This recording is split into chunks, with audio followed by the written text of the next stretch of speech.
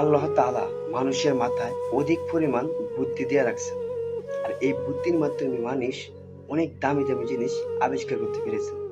ঠিক তেমনি এই ভাইটিও দেখেন এই ছোট্ট কাঠের টুকরার মাধ্যমে পৃথিবীর সর্বশ্রেষ্ঠ দামি জিনিস আবিষ্কার করেছেন, তৈরি করেছেন।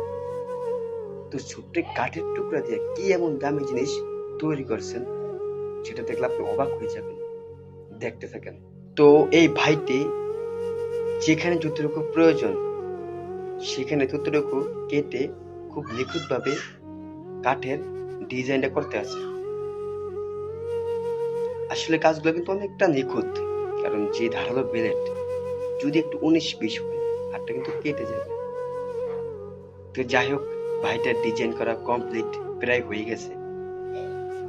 মাশাআল্লাহ, দেখতেই পেরেছেন এই ভাইটি এই ছোট্ট কাঠের টুকরা দিয়া পৃথিবীর সর্বশ্রেষ্ঠ পবিত্র কোরআন শরীফ রেয়াল সহ বানিয়ে ফেলছে।